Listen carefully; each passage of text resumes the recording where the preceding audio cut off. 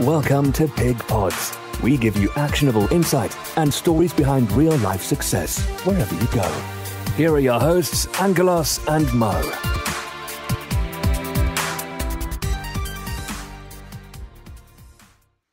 Hello everyone, my name's Angelos Sanders and this is our first Pig Pod. So welcome. With me is co-host Morat Hakir. Hello Mara. Hello Angelos. I can finally get your name right. Hooray. So today we want to talk to you about what is the purpose of this Pig Pod. What is a Pig Pod? So basically a Pig Pod is a new and exciting podcast that we have for everyone, which is going to be looking at business, property, investing, and more importantly, success. Yeah, absolutely. And I think when we were discussing the kind of concept for the Pig Pod, we really wanted to get underneath kind of what success looked like for different people in different industries, and give some actionable advice for people so they can mirror that in their own lives should they want to. I think that's hopefully what's going to differentiate us from the other podcasts that are out there. Absolutely. I'm sure they're all absolutely brilliant, but we just want to be a little bit better than everyone else. So the whole point of this podcast is that you can take it away anywhere, listen to it anytime on any device, so whether it's exercising at the gym, whether it's driving to work, or even if you're just feeling a little bit down, you need a bit of motivation, then hopefully you'll click on subscribe and you'll listen to our series, and we should have something there for everyone, for any occasion. Yeah, I think so. And I think that's a really nice thing about podcasting, is that people can listen to it while they're doing other things. And so, yeah, hopefully people will get something they can take away from the podcast. Yeah, definitely. Just a little bit about us. There will be another podcast about what we do exactly and why you should listen to us, but we both left full-time employment. I think, Mo, you were 29. Yeah. I was 31 years old. So we are full-time property investors, as well as doing other things such as event management, etc., etc. We want to share how we did it, maybe bring our view on the world. We were fairly young, I'm told, to leave full-time employment and to do what we like, when we like, how we like, most importantly. Yeah. And I think it's important to maybe get it out there in the world, because there isn't just one path in life on how to be a success, whether that's at your own work or whether that's creating your own business. Yeah, absolutely. And I think one thing that we'll explore throughout this is what's the definition of success for different people. I think it means different things to different people in terms of, raising a family, hitting certain financial targets, being able to spend your time doing certain things. And I think the fact that it's different for different people will be a really interesting part of this. Yeah, I think people see the front end of success, the front face. When you look at the likes of Richard Branson and Bill Gates and others, we see a highly successful person, extremely wealthy, and we believe that this is almost unattainable. But then again, you look back at their journey, and the journey of success for them wasn't a straight line. Absolutely, you never see the late nights and the weekend working and the financial hardship and things that people like that go through. So I think it'd be really interesting to explore that. And I think the other thing, obviously, we've got our own viewpoint on what success looks like and what we've done in our careers and lives to date, which I know we're both just getting started, but we've had a level of success so far. But there's a long way to go. But I think what we've built up as well is a network of people and people that we can reach out to and contact to come on this podcast and talk about their journey and like you said, talk about the back end parts and the dirty bits that no one wants to talk about. Yeah, we'll be exploring the back end of success. Absolutely, yeah. In a lot of detail. Yeah. We want to have a look at a lot of people's back ends. That's it, basically. Because, that's where all the clues are, right? Yeah. That's where that's where 99% of the work's done, and I think that's the really interesting bit. So absolutely, a lot of people think the path to success is just a straight line, when in reality it is a very curvy line. Yeah, absolutely. We talk about ups and downs, but sometimes you feel up and down 3-4 times in a day, let alone over a course of a career when you're starting a business or many businesses. So it's very important that people appreciate that being successful isn't an overnight thing. Yeah. And it's also a very, very difficult and prolonged activity where you just got to motivate yourself all the time, even when shit's against the wall. You've got to make sure that you're always there, ready to bring your A game. Otherwise, you might as well not bother. 100%. And I think I feel like that's going to be one of the key themes that comes through this as well. Is the kind of consistency and the patience and the persistence. And the ability to take no's and things like that. I think that's a real, from the autobiographies I've read of successful people, that seems to be quite a common theme, that actually they almost enjoy failing because the failing means that they're actually making some progress towards success. Yeah. So they don't have a mindset that's very open towards failure, which I think is really interesting, actually. Well, yeah, and we'll be comparing the British versus the American view of Yeah. failure. I mean, Yeah. in this country, and if you haven't guessed it, we're based in the UK. Yeah. But the view of failure here is once you fail, that's it. Shame on you. Yeah, absolutely. You know, There's a lot of pride at stake. Yeah. Know your station. Yeah. I told you so. You should never have done that and taken that risk.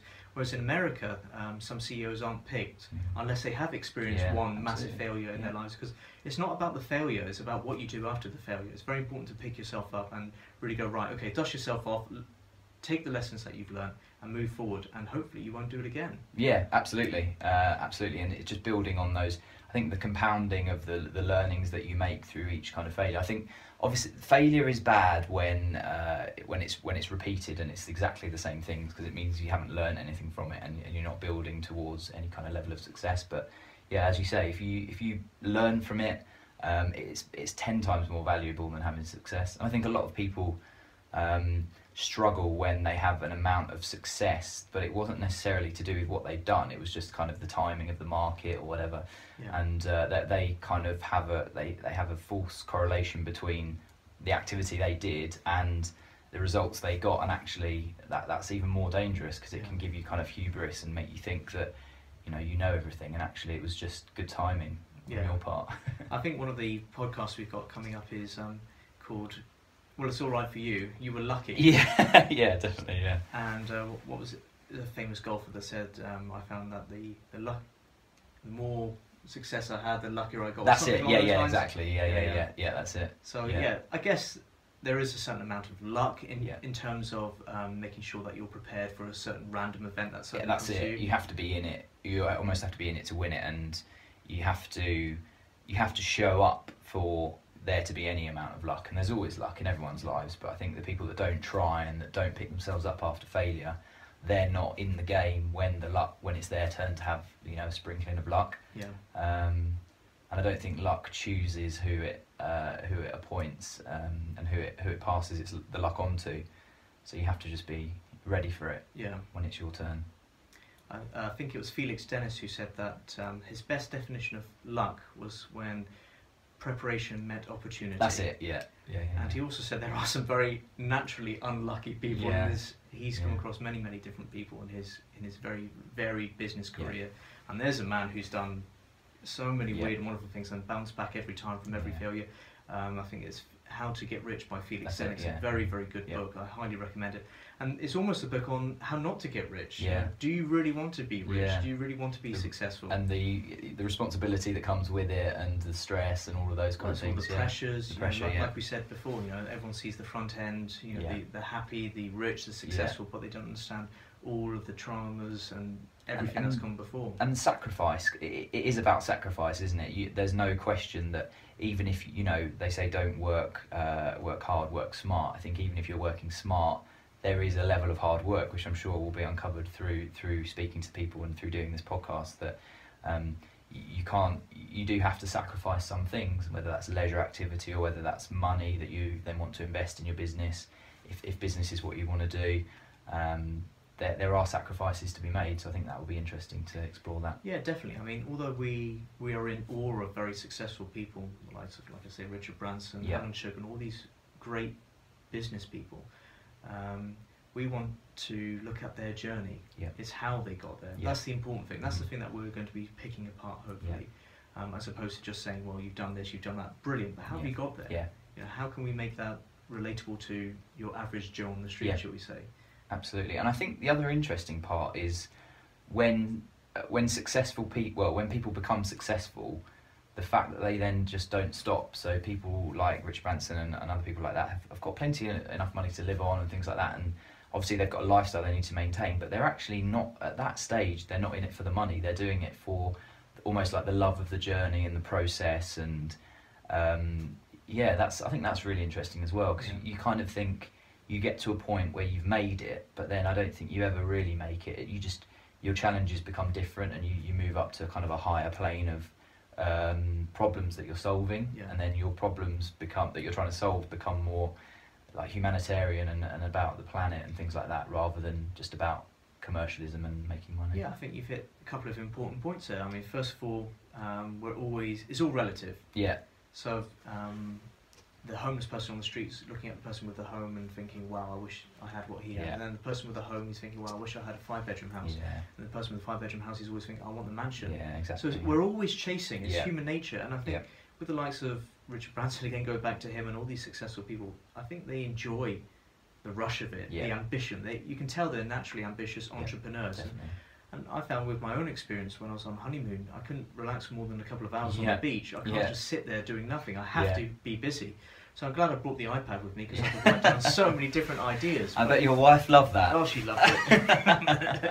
At least it kept you quiet. Yeah, it kept me quiet while she could sunbathe in peace and quiet. But that's a really interesting point, and I think we're going to explore that on one of the podcasts as well, just about the kind of the transition that happens when you go from being employed and really looking forward to holiday to actually being self-employed. And I guess we don't want to go into it too much now. No, that's an episode in itself. I'll keep my honeymoon adventures for the next podcast. But also another point that you touched on there, Mo, was about giving back. Yeah. And how you have the likes of Bill Gates and others who give back massively to charity, trying to wipe out malaria and all these other diseases. And I think people always have the pop at the rich. They're hoarding all the wealth, but in reality, they're probably some of the most generous people that I've ever come across. Yeah.